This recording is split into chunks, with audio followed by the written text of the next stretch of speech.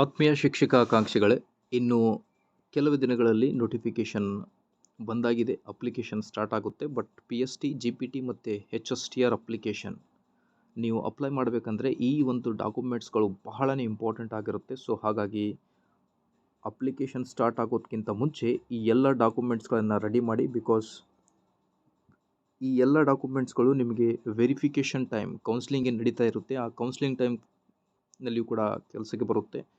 So ಹಾಗಾಗಿ PST, GPT, HSTR documents checklist ಏನಿದೆ, ಎಲ್ಲ ಡಾಕ್ಯುಮೆಂಟ್ಸ್ಗಳ ಬಗ್ಗೆ ಮಾಹಿತಿಯನ್ನು ತಿಳಿಸ್ಕೊಡ್ತೀನಿ. ವಿಡಿಯೋನ ಸ್ಟಾರ್ಟ್ ಮಾಡೋಣ. ದಯವಿಟ್ಟು ವಿಡಿಯೋನ ಲೈಕ್ ಮಾಡಿ, ಅದರ ಜೊತೆಗೆ ನಮ್ಮ ಯೂಟ್ಯೂಬ್ ಚಾನಲನ್ನು ಸಬ್ಸ್ಕ್ರೈಬ್ ಮಾಡಿಕೊಳ್ಳಿ. ಮುಂದೆ ಶಿಕ್ಷಕರ ನೇಮಕಾತಿಯ ಫ್ರೀ ಲೆಕ್ಚರ್ ವಿಡಿಯೋಸ್ ನಮ್ಮ ಯೂಟ್ಯೂಬ್ ಚಾನಲ್ನಲ್ಲಿ ಅಪ್ಲೋಡ್ ಮಾಡಲಾಗುವುದು PST, GPT ಮತ್ತು HSTR ಕುರಿತು. ಹಾಗಾಗಿ like, share and subscribe to my channel ವೀಕ್ಷಕರೇ. ಬನ್ನಿ ಹಾಗಿದ್ದಲ್ಲಿ ಒನ್ ಬೈ ಒನ್ ಆಗಿ ಫಾಸ್ಟಾಗಿ ನೋಡ್ತಾ ಬರೋಣ. Documents required for primary school teachers recruitment. PSTRಗೆ ಅಪ್ಲೈ ಮಾಡ್ತಾ ಇದ್ದರೆ ಆನ್ಲೈನ್ ಅಪ್ಲಿಕೇಶನ್ ಫಾರ್ಮ್ ಪ್ರಿಂಟೌಟ್ ಇದ್ದೇ ಇರುತ್ತೆ. ಅದಾದಮೇಲೆ SSLC marks card, PUC marks card, DED ಅಥವಾ BEd marks card certificate, degree marks card.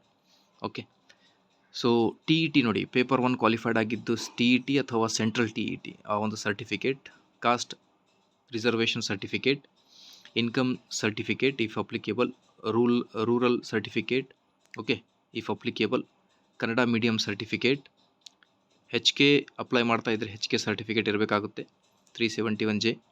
ಅದಾದಮೇಲೆ PH ಅಥವಾ PWD certificate if applicable, ex service man certificate if applicable, ಯೋಜನಾ ನಿರಾಶ್ರಿತ certificate if applicable, any other relevant certificate ಇದ್ದರೆ ಇರುತ್ತೆ. But ಈ documents ಭಾಳ important ಆಗಿರುತ್ತೆ. ಓಕೆ, ಇನ್ನು ಇಲ್ಲಿ ನೋಡ್ತಾ ಇದ್ದೀರಾ ನೀವು.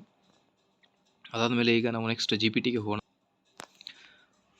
So GPSTR graduate primary school teachers ರಿಕ್ರೂಟ್ಮೆಂಟ್ಗೆ SSLC ಮಾರ್ಕ್ಸ್ ಕಾರ್ಡ್ ಇರಬೇಕಾಗುತ್ತೆ, ವೆರಿ ಇಂಪಾರ್ಟೆಂಟ್. ಅದಾದಮೇಲೆ PUC ಮಾರ್ಕ್ಸ್ ಕಾರ್ಡ್. ಇದು ಚೆಕ್ ಲಿಸ್ಟ್ ಏನಿದೆ, ಐ ಥಿಂಕ್ ಮೇ ಬಿ ನಿಮಗೆ ಸೆಲೆಕ್ಷನ್ ಆದ ನಂತರ ವೆರಿಫಿಕೇಷನ್ ಪ್ರೊಸೆಸ್ನಲ್ಲಿ ಕೌನ್ಸಿಲಿಂಗ್ ಏನು ನಡೀತಾ ಇರುತ್ತೆ ಅವು ಕೂಡ ಹೆಲ್ಪ್ ಆಗುತ್ತೆ.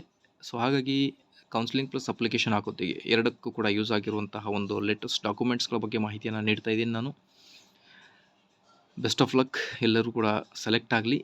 ಸೊ GPTಗೆ ನೋಡಿ, SSLC ಮಾರ್ಕ್ಸ್ ಕಾರ್ಡ್ ಇದೆ, PUC, degree marks cards and certificate, passing certificate ಮತ್ತು ಕನ್ವೊಕೇಷನ್ ಸರ್ಟಿಫಿಕೇಟ್ ಕೂಡ ರೆಡಿ ಮಾಡಿಟ್ಕೊಳ್ಳಿ. ಅದಾದಮೇಲೆ BEd ಇರುತ್ತೆ. Okay, BEd marks card and certificate. ಅದಾದಮೇಲೆ TET paper 2 certificate, caste reservation certificate, income certificate, ರೂರಲ್ನಲ್ಲಿ ಹೋದರೆ ರೂರಲ್ ಸರ್ಟಿಫಿಕೇಟ್, ಕನ್ನಡ ಮೀಡಿಯಮ್ನಲ್ಲಿ ಹೋದರೆ Kannada medium certificate, HK certificate, PH PWD certificate, ex service man certificate. ಇದು ಅಪ್ಲಿಕೇಬಲ್ ಯಾರ್ಯಾರಿಗಿರುತ್ತೆ ಅವರೇ ತೆಗಿಬೇಕು ನೋಡ್ರಿ. ಓಕೆ, ಸೊ ಯೋಜನಾ ನಿರಾಶ್ರಿತ certificate if applicable, any other relevant certificate, Aadhaar ಮತ್ತು ವ್ಯಾಲಿಡ್ ID ಪ್ರೂಫ್. ಸೊ ಇವು GPTಗೆ ಬೇಕಾಗಿರುವಂಥ ಎಲ್ಲ ಡಾಕ್ಯುಮೆಂಟ್ಸ್. ಅದಾದಮೇಲೆ ಈಗ HSTRಗೆ ನೋಡ್ತಾ ಬಂದರೆ, HSTRಗೂ ಕೂಡ SSLC marks card as usual, PUC ಆಗಲಿ, okay, degree marks cards and certificate, BEd marks cards and certificate, PG marks card and certificate if applicable are required ಅಂತ ಹೇಳಿದ್ದಾರೆ. ಬಟ್ ಡಿಗ್ರಿ ಪ್ಲಸ್ BEd ಇದ್ದರೆ you are eligible to write HSTR. So ಹಾಗಾಗಿ PG marks card ಕೂಡ ಇದ್ರೆ ಇಡೀ, ಇಲ್ಲಾಂದರೆ no problem. But degree marks cards, convocation certificate compulsory, BEd marks card ಮತ್ತು convocation certificate. Okay, TET applicable ಇಲ್ಲ. Cost reservation certificate ಇದೆ, income caste, rural, Kannada medium ಇದ್ದರೆ Kannada medium, HK ಇದ್ದರೆ HK, PWD PH ಇದ್ದರೆ ಅದು, X service man certificate applicable ಇದ್ದರೆ as usual, relevant certificate, ಯೋಜನಾ ನಿರಾಶ್ರಿತ certificate, ಆಧಾರ ಮತ್ತು ವ್ಯಾಲಿಡ್ ID ಪ್ರೂಫ್. ಎಲ್ಲ ಡಾಕ್ಯುಮೆಂಟ್ಸ್ಗಳನ್ನು ರೆಡಿ ಮಾಡಿ ಇಟ್ಕೊಳ್ಳಿ, ನೋಟಿಫಿಕೇಷನ್ ಸ್ಟಾರ್ಟ್ ಆಗುತ್ತೆ.